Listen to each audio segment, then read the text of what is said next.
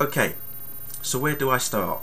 Alright, last week when I did my review of Supergirl, I was feeling this low. After just watching Homecoming, that is all I'm going to say on the matter. Okay, ending was superb. Okay, I know I do badger on about the whole Chloe's thing and everything, but that was a brilliant ending. That was an ending to be proud of, to be worthy of being a Smallville fan. That was an amazing ending. Okay, it kind of reminded me of Relic when Jor-El first visited Earth, and yeah, you know what I'm talking about, right? But this episode, we see Brainiac 5 has come back from the future to show Clark the reason why he's suddenly got this darkness within him. Okay, it's like a Christmas Carol.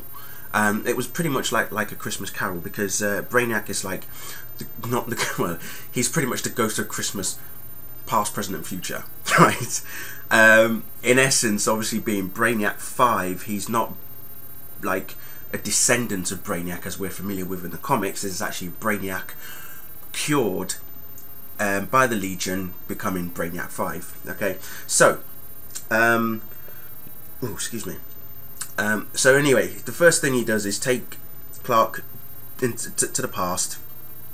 Basically, Clark sees firsthand the altercation between Jonathan, his father, and Lionel Luthor, and it got really intense for Clark. You know, he started to think that what happened to his dad was still his fault. He was feeling guilty and everything.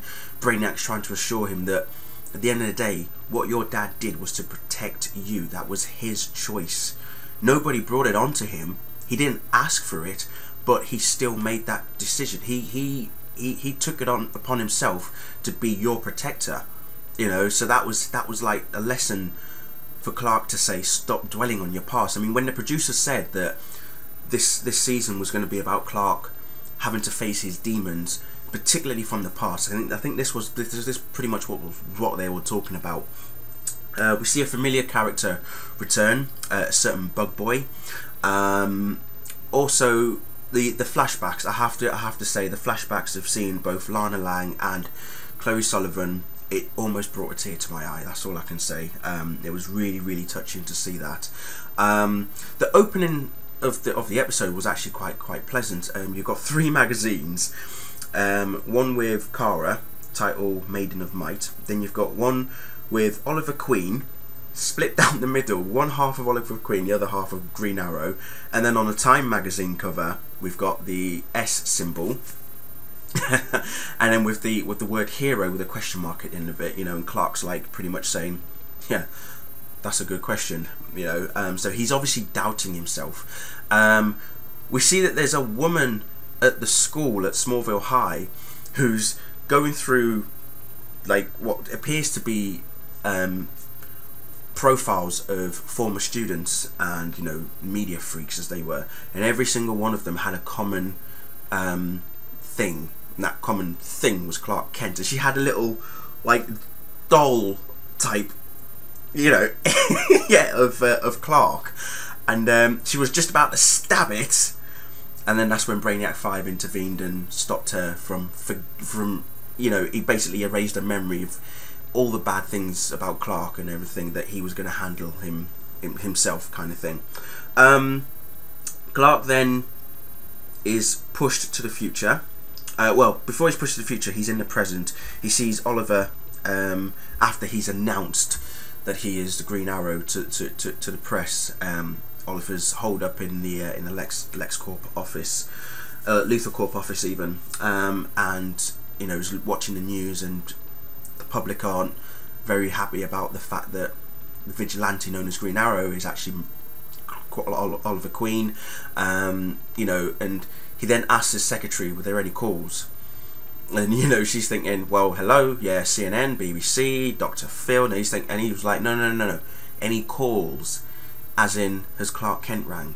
because what Oliver did, outing himself at the end of Supergirl, although for him he thought it was a good idea, what he was expecting was for Clark to pay attention to that and to like try and, you know, talk him round or make him see that what he's done was a complete mistake and sort of, but that didn't happen. And that's another example of Clark having this darkness in him, of the doubts that Clark is facing.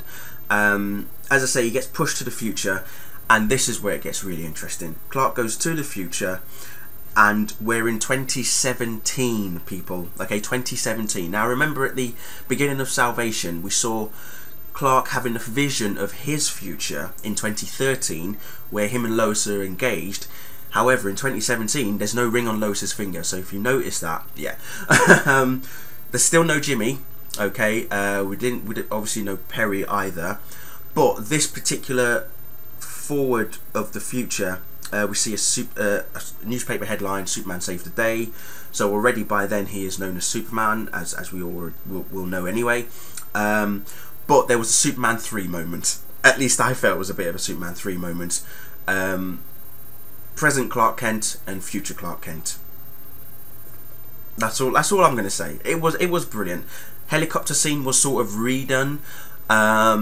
Future Clark Kent telling present Clark Kent, you get to the roof, I can't be in two places at the same time. Again, reference to Superman the movie. But yeah, absolutely well done. I'm going to give the producers and the writers absolute, you know, props for this episode. The closest moments, my only concern, my only gripe that I've got with this episode is how Lois sort of paraded herself in at Smallville High, saying, hello, does anybody remember me? You know, like Clark said, you're only at the school for 5 days. Yeah, okay, so you signed on for 23, but you're only there for 5, so don't expect that people are going to remember you. It was like how I read Lois in the comics. You know, she's this very you know, wants to be noticed kind of person. She's obviously popular, yes, we know she's popular, but the fact that she spent 5 days at Smallville High doesn't give her reason to suddenly think, right, I'm gonna, you know, see who remembers me. Everybody knows who Lois Lane is, kind of thing. Well, yeah, but not at Smallville High. They don't. They know Clark Kent. Oh yeah, everyone talks about Clark Kent. It was amazing. One girl actually sort of almost tread on the toes with the whole Lana thing to Lois. Then there was a whole Chloe bit as well. As I say, we had the Wall of Weird, the moment of when Clark is picking up his books in front of Lana. It really was emotional seeing those particular flashbacks. But as I say, regarding the whole Lois coming back to the high school and everything, for Clark it was very tough. It was tough. There's 2 new kids that, and I know that this was tweeted months and months ago, or a couple of months back. 2 new kids who are now taking the torch digital, and they got a very surprising message from a former Torch employee, or should I say Torch editor, and I didn't expect it either. So that was very touching, very touching. Honestly, things that I can pick out from this episode that I really enjoyed, there's only 2. Okay, future Clark Kent and present Clark Kent both wearing glasses. That for me was just the icing on the cake. The ending scene, however, was still, I mean, I would actually put it up there as one of my favourite moments right now. It really was a touching moment. I know that a lot of the Close fans will be on Twitter right now. I've been off Twitter since watching Homecoming, so I haven't gone back on to see how many female fans are going to be like, oh, I love you too, oh, dies, oh, faints, oh. It's cute, don't get me wrong, but for me, it was the very last bit of that scene that really got me. Like, I was like, wow, just wow. Okay, that's all I'm going to say. So, thank you for watching. Let me know what you thought of it. I'm sure I've probably gotten tons of messages from a lot of people on YouTube right now. I haven't had a chance to look at them whilst I'm doing this video, obviously. So, after I've done this video, I'll be seeing some messages and tweets and whatever. But seriously, this every episode after Homecoming has got for the 200th episode of Smallville, this was fantastic. That's all I'm gonna. It was absolutely brilliant. Really, really, really well done. Okay, I mean, we had the return of a former media freak. Clark Kent, Lois Lane going to the high school reunion. Clark having flashbacks of Lana and Chloe. Clark going to the past, seeing what happened to his dad. Clark goes to the future, sees what he's going to become. You know, his Brainiac 5 is telling him you're dwelling on the past, you're having doubts on the future when you should be focusing on the present, the here and now. You know what you're going to become, but do what you need to do now in order to progress to that. That's what Brainiac was trying to teach him, and that's what Clark needs to do.